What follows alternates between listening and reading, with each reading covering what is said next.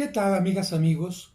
Hoy vamos a hablar sobre los samaritanos, un grupo al que los judíos no aceptaban de ninguna manera y al que Cristo se acercó e incluso en algún momento a alguno de ellos Cristo lo llegó a poner como modelo.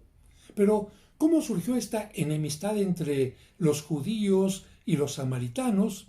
Vamos a tratar de hablar de lo más importante. Tú recordarás que el pueblo de Israel sobre todo fue creciendo a raíz de los 12 hijos de Jacob. Cada uno de estos 12 hijos formó una familia que en la Biblia se consideran tribus, es decir, los grupos que surgieron de cada una de estos 12 hijos fueron las 12 tribus de Israel, que iban creciendo muy unidas entre sí. Cuando llegaron al final del desierto, cruzaron el río Jordán y comenzaron a conquistar la tierra prometida, pues tuvieron la idea de dividirse aquella tierra. No podían estar todos juntos, sino que cada tribu decidió tener un lugar propio. De esta manera, las 12 tribus de Israel fueron adueñándose de distintos territorios y llegó un momento en que más o menos estaban unidas, gracias especialmente al liderazgo de David. Sin embargo, las cosas cambiaron a partir del año 928 a.C. aproximadamente. ¿Por qué? Porque Salomón, el famoso rey, para hacer todo lo que él realizó, el gran templo y muchas otras cosas más, aumentó mucho los impuestos. Esto ocasionó que los israelitas estuvieran muy molestos y cuando llegó al trono el hijo de Salomón, Roboam, él tenía la opción de preguntarles a los ancianos, a los sabios o a los jóvenes qué hacía. Y lamentablemente Roboam no siguió el consejo de los ancianos, sino el de los jóvenes que le dijeron, ¿sabes qué? Pon en su lugar a todos los del pueblo, auméntales los impuestos. ¿Y qué ocasionó? Esto ocasionó que 10 de las 12 tribus le hayan dicho a Roboam, ¿sabes qué? No te vamos a seguir y nos vamos a separar. Y solamente 2 tribus de las famosas 12 tribus de Israel siguieron fieles a Roboam. De esta manera, lo que conocemos ahora como el territorio de Tierra Santa, concretamente Israel o Cisjordania, bueno, quedó dividido en 2 partes. En la parte del norte se recibió el nombre de Reino del Norte y estuvo constituido por 12 tribus. ¿Cuáles fueron estas tribus? La de Zabulón, Isaacar, Aser, Neftalí, Dan, Manasés, Efraín, Rubén, Simeón y Gad. Fíjate, al norte, Reino del Norte, recibió el nombre también de Israel y en este caso estuvo gobernado por Jeroboam.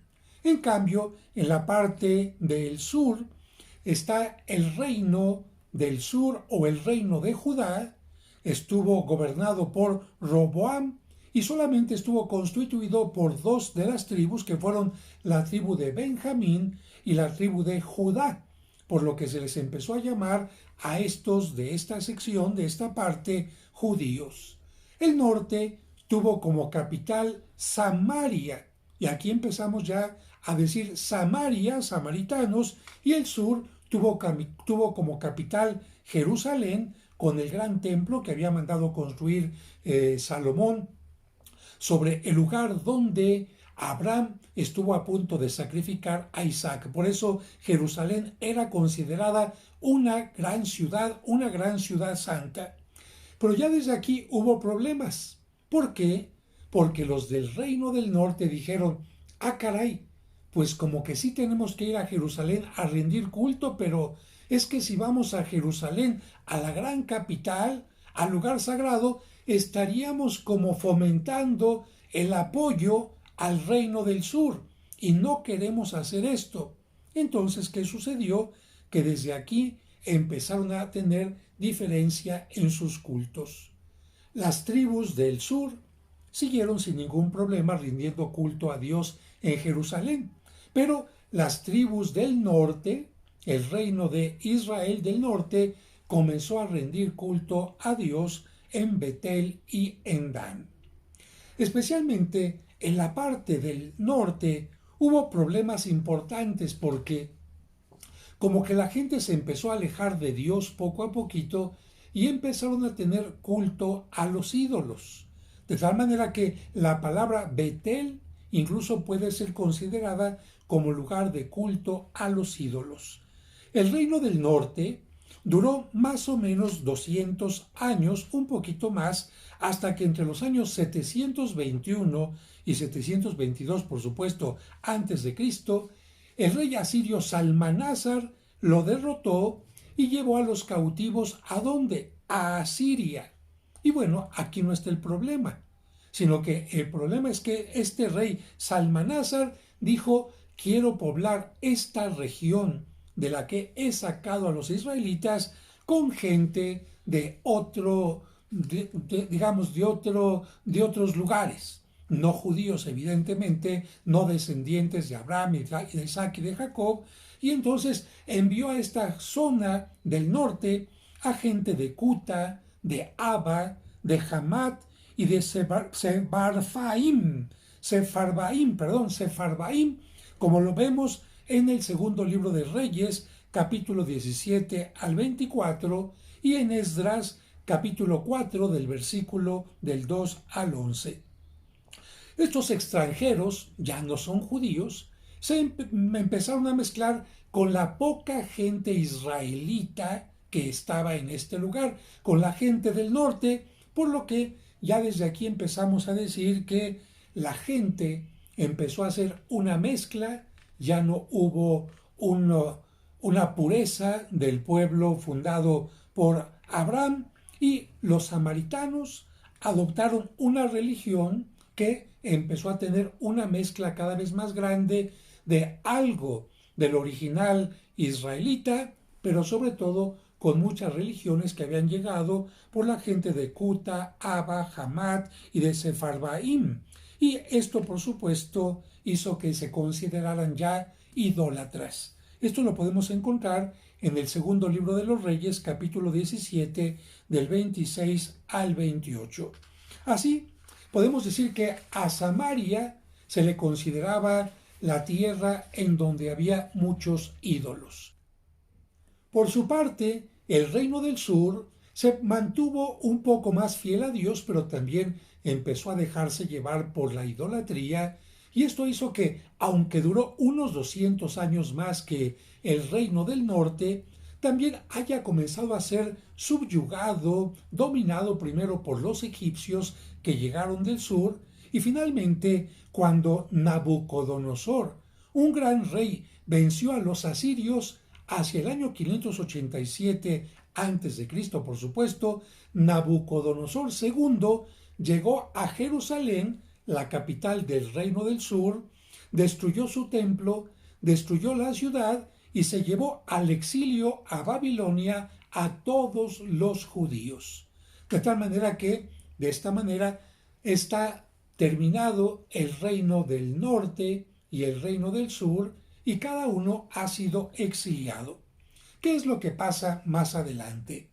Cuando termina el exilio, y esto es porque un rey persa, el rey Ciro, se pone más fuerte que todos los babilonios, llega, gobierna toda esta región que había sido dominada por Nabucodonosor y les permite a los judíos que regresen a sus tierras. Les dice: yo no los traje cautivos, pueden regresar a su tierra, les da incluso algunos bienes para que puedan hacerlo, y esto se da hacia el año 538 antes de Cristo, como estamos mencionándolo siempre.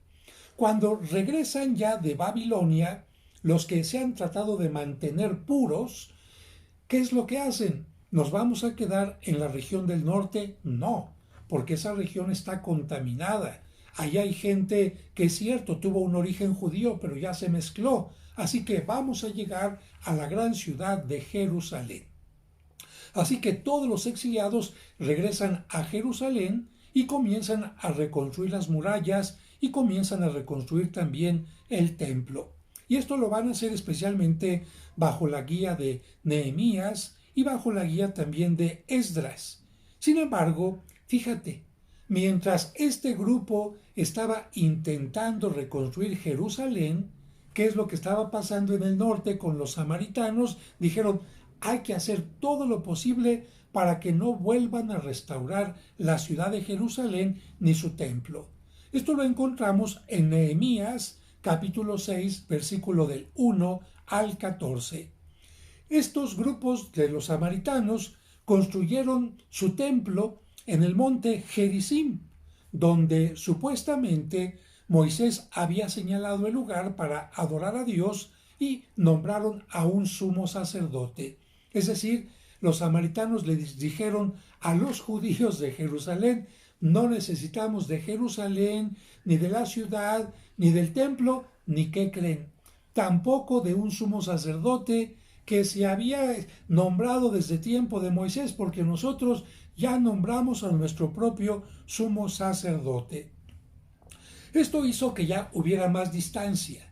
Y si en Jerusalén alguna persona era, vamos a decir, juzgada por ir en contra de la ley, por haber cometido algún delito, por no seguir las leyes de Moisés, ¿sabes qué hacía?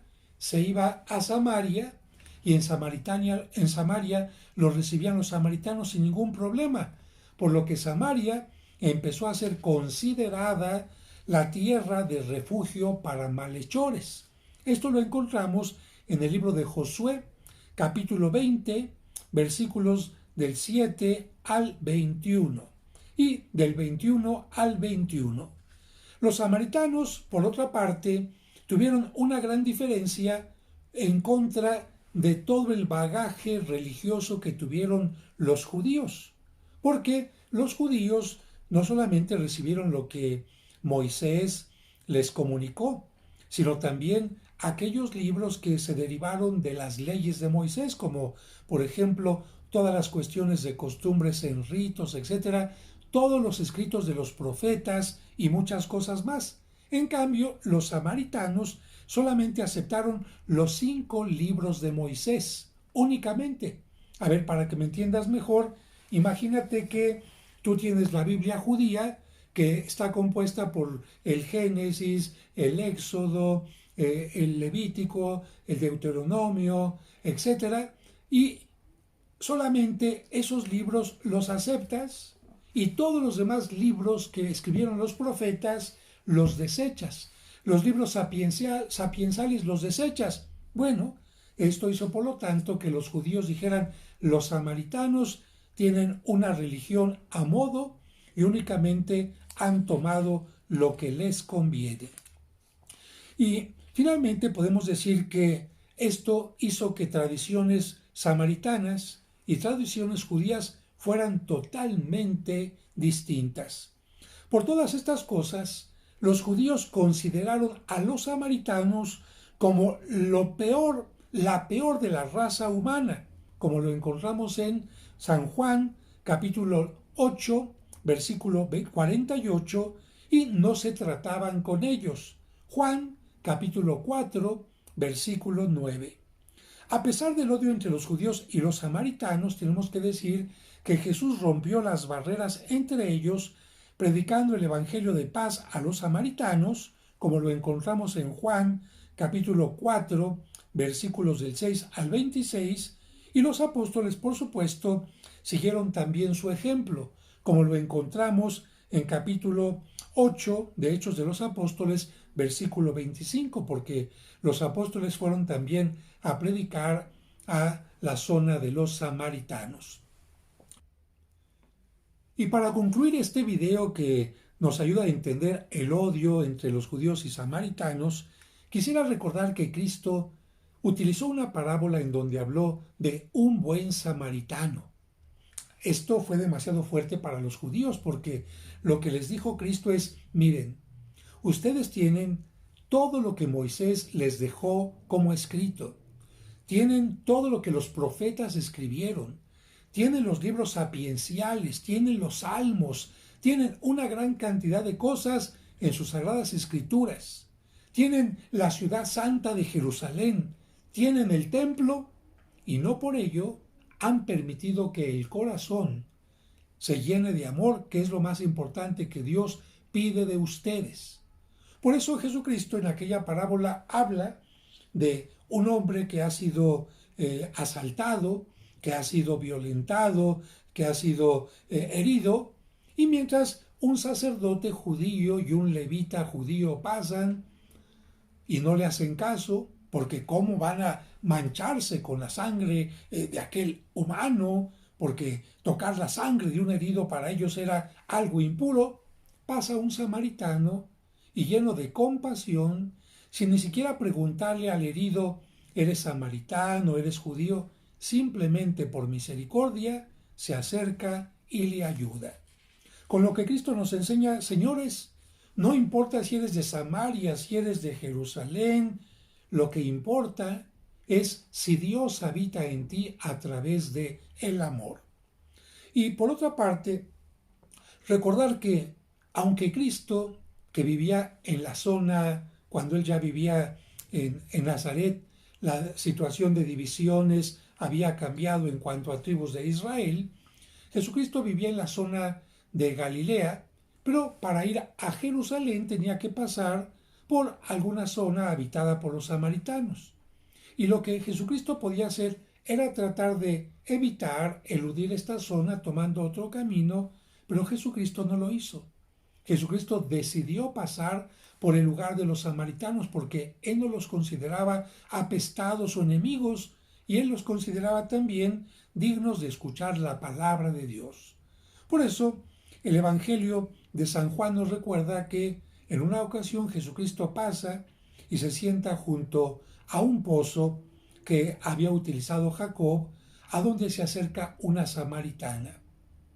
Y no obstante ser samaritana y ser mujer y ser una gran pecadora porque ya llevaba 7 maridos, Jesucristo se acerca a ella para ofrecerle el agua de la vida, para ofrecerle su predicación, para ofrecerle la salvación, indicando que los samaritanos y cualquier gente del mundo tiene derecho a esto. Y lo más maravilloso es que esta mujer se convierte en una predicadora maravillosa, porque va y les cuenta a todos sus amigos, sus compañeros, quién es este Jesús, y todos llegan y creen en él por la palabra de la samaritana y después porque lo escuchan a él. Ojalá que, entendiendo esto, entendamos también que no tenemos por qué tener rencillas y luchas con gente que quizás piensa distinto que nosotros, pero lleva el mismo amor de Dios en su corazón, que le acerca precisamente a Cristo y a Dios Padre.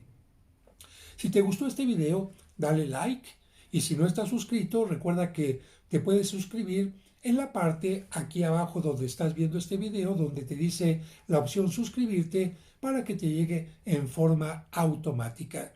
Seguiremos en comunicación a través de este medio. Que Dios los bendiga y a cuidar su salud corporal y espiritual.